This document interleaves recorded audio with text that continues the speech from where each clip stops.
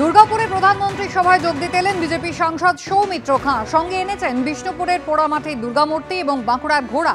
প্রধানমন্ত্রীকে উপহার দেবেন বলে জানিয়েছেন বিজেপি সাংসদ।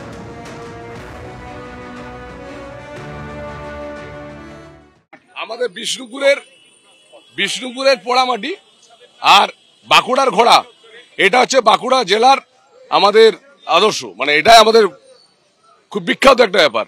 তো এটা একটা আমরা প্রধানমন্ত্রীকে দেব। প্রধানমন্ত্রী নরেন্দ্র মোদী তিনি এখন রয়েছেন বিহারে। সেখানে তিনি রোড শো করছেন এবং দুপুর 2:30 নাগাদ তিনি এসে পৌঁছবেন অন্ডাল বিমানবন্দরে। একেবারে বিহারের মতিহারির ছবি দেখতে পাচ্ছেন। একদিকে সরকারি কর্মসূচি এখানেও রয়েছে, আর এই মুহূর্তে প্রধানমন্ত্রী তিনি বিহারের মতিহারিতে রোড শো করছেন। ভারত মাতা কি। নভেম্বর নাগাদ বিহারের বিধানসভা নির্বাচন রয়েছে, আর তার আগে একেবারে বিজেপির প্রস্তুতি তুঙ্গে। প্রধানমন্ত্রী তিনি গিয়েছেন বিহারের পর, কিন্তু তার গন্তব্য আজ পশ্চিমবঙ্গ। দুপুর 2:30 নাগাদ তিনি অন্ডাল বিমানবন্দরে নামবেন এবং সেখান থেকে তিনি যাবেন নেহেরু স্টেডিয়ামে।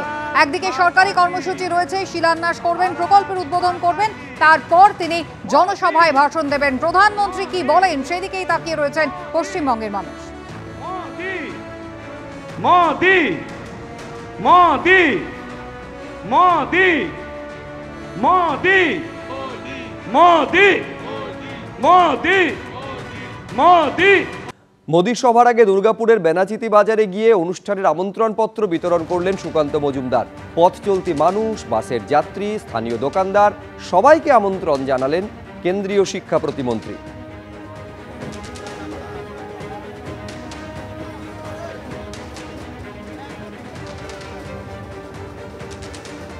মুখ্যমন্ত্রী নিজে সেদিন কলেজ স্কোয়ার থেকে উনি ডোরিনা ক্রসিং পর্যন্ত পদযাত্রা করেছেন এবং দাঁড়িয়ে বলেছেন 26-এ খেলা হবে।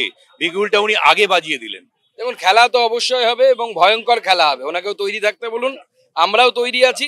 শুধু এটুকুই বলবো, রাজনীতি নিয়ে খেলুন, মানুষের জীবন নিয়ে খেলবেন না। এই যে খেলা হবে, এই স্লোগানটা শুনলে বাংলাদেশের স্লোগান তো।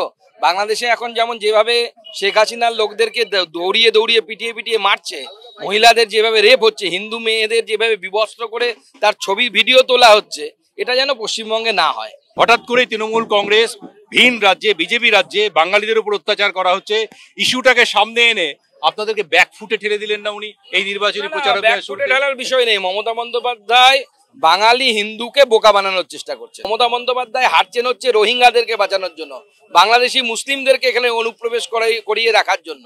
এবং যদি সত্যি বাঙালিকে ভালোবাসতেন না, তাহলে আজকে এই লোকসভা থেকে কীর্তি আজাদ সাহেব নির্বাচিত হতেন না, তৃণমূল কংগ্রেসের কোন বাঙালি নেতা নির্বাচিত হতেন।